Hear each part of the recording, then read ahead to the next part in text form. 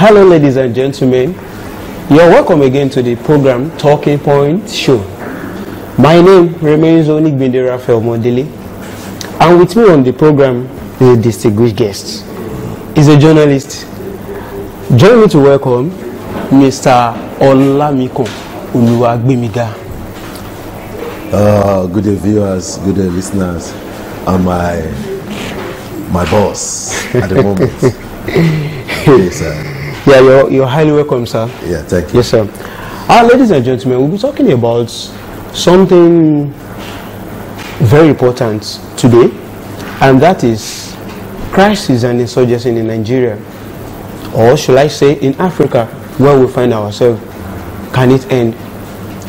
Sir, I want to ask, what do you think are the causes, possible causes of crisis and insurgency around us? Well, the question, the possible causes, different environment, different situation can lead to insurgencies. Disbelief or inability to agree on a particular point can lead to that. I believe this is how it should be done. You believe that is how it should be done.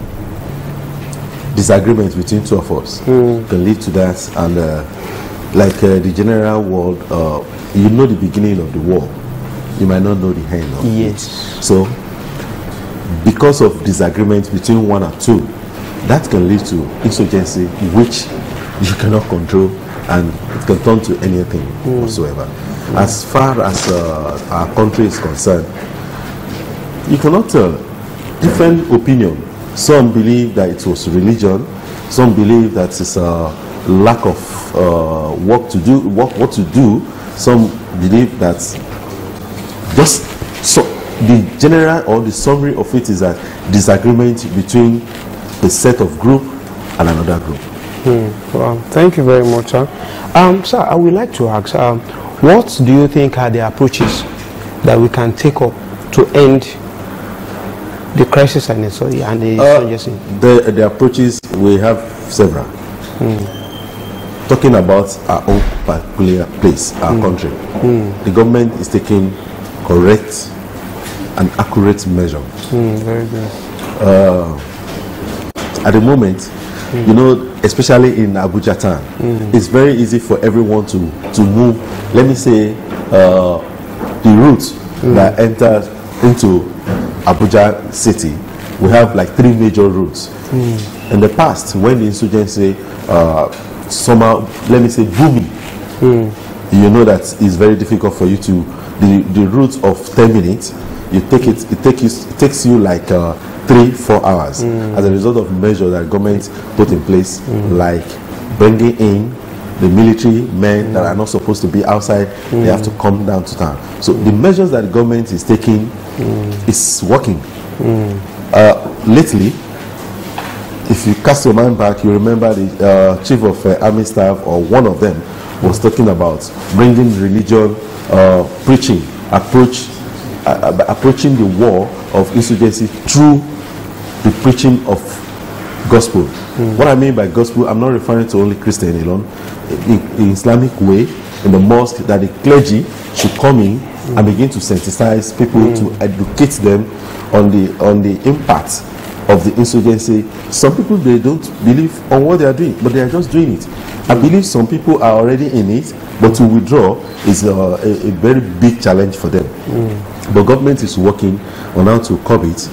Today, you can easily move around in the town without having much checkpoint on the road, without having much obstacle on the road. I think with that, government is working.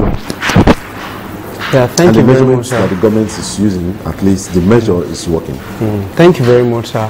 I want to also ask that, you know, when we have all these crises, all these insurgencies, you know, there are a lot of losses. Many people lost their life, property, money, many things. What do you think that we can do to redeem some of those losses? You know, when someone lost, let's assume that you are the only one remaining in the family of 10, for example, and everybody is gone. What do you think the government can do to to pacify such people, or the community can do? You know why I'm laughing? What do you want government to do? You want government to create another fellow for that fellow that lost 10 people? There is nothing government can do that can equate to the losses that individual might have lost. If you are talking of maybe building, you say government should rebuild a school, government should rebuild a hospital, but in terms of life, I don't know whether any government has ever created a life. So there is nothing government can do. The only thing government can do is to just find little assistance they can give to whoever that is alive by providing maybe some things for them, like accommodation, some livelihood, means of livelihood that they can make use. If there is job, but in a place where there is crisis, who is going to buy something from that fellow? What kind of job is that person going to do in that place? And that will lead to trouble, because migration will occur. People will move from that particular zone to another place. Let me tell you, before we can rebuild those places that we have insurgency in the country, it's not a matter of 3, 4, 5 years before such places can come back to life. So it will take time. Thank you very much. I think from what you've said, I think if many people are putting this in mind, that there's nothing government can actually do to bring back the dead, so that means they should think twice before you do. Thank you very much for that. I also have this here. Do you think enough has been done to prevent insurgency or crisis in any environment, in any community? Enough things, enough provision are on ground. But the thing is that, how do we make our people to believe that there is no need for that crisis as a result of disagreement?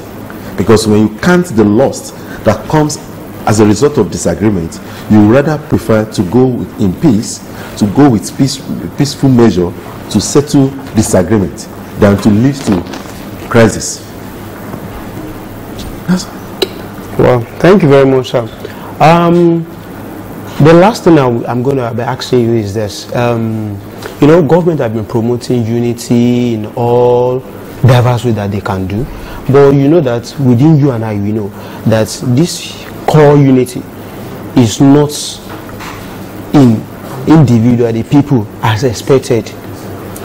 What do you think we can still do to still ensure that we have unity amidst us, that we have a place that is peaceful, that we can live, that you can talk freely, you can walk freely, you can relate freely, that you not be like, oh no, this one belongs to this, no, this one, no, I can't associate with this.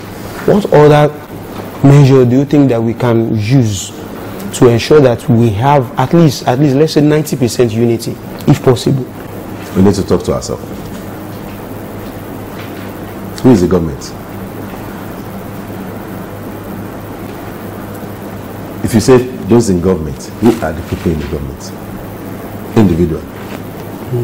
So for peace to reign, you and I will need to talk to ourselves.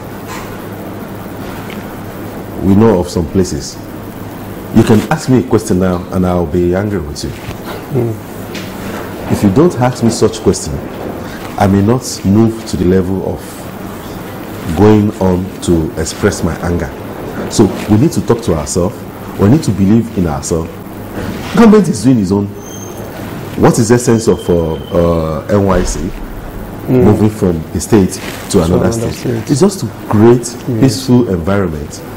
Why will a military guy from southern part of the country go to northern part of the country to serve? It's just to promote unity. A lot of activities done by the government or things set up by the government that can create unity are on ground. But it's we that will now know that we need to pick it up, do it to the last point, from one point, from home. If the unity in the home is standing properly, the unity outside will be okay. Because if, like a parent, my father should tell me that, my friend, when you go outside, this man is not your mate. You are more than this guy. When I go outside, I begin to let him know that I'm not your mate. Is that unity in our midst? But from home, if I have the training that when you move out, anybody around you, they are your brothers, they are your sisters. And when I see you outside, I take you like my own. What I don't want for myself, I don't want it for you. I don't want it to happen. The negative one, I don't want it to happen to you. The positive one that I want for myself, I want it for you. So if from home, the peace is reigning in the house, that peace will move to the outside. If you want to set up, you want to count out, we have layers of things. The unity in the home, in the family. The family is divided into different sectors. We have the family of husband and wife, the children, extended family that you have. So if there is no peace in only a nuclear family or extended family, how do you want peace in the society, the church, the mosque, the school, and the general, in general? How do you expect peace to reign? So peace must start right from the house. Once it starts from the home, it's going to extend down. Parents should be talked to educate the children on how to let peace reign at all times. When there is argument, let go. Try to let go. If we're arguing on one or two things, and just look at it, okay, you are my brother. Don't worry, you can have it. Are we going to fight? No. But when you say, please, can I use that? No, is it your own? You bought it for me. The hunger is coming up. Yeah. Even if movement is going on, yes, somebody else will say, it's my friend, let me support him to fight. Exactly. Insurgency is generally statically coming up. The crisis is statically coming up. I want to support my brother. Maybe it's now he moves to the tribe, state, and all the rest. Religion, group, and you divide yourself into sectors. So the peace can come in right from home. That's my own take. That the peace in the home is okay. I'm very sure it will spread across. It will spread to the church, to the mosque, to the school, to the government, and wherever you find yourself. Wow. Father, it has been a wonderful time with you, sir. I want to say we are so happy to have you in the show today. So thank you very much. Ladies and gentlemen, we've had it all. Please, let's try in our possible best, in our possible way, to always ensure peace and unity amidst us, so that we'll stop all this fight, crisis, insurgency, and all the likes. Thank you for today. It's Talking Point Show.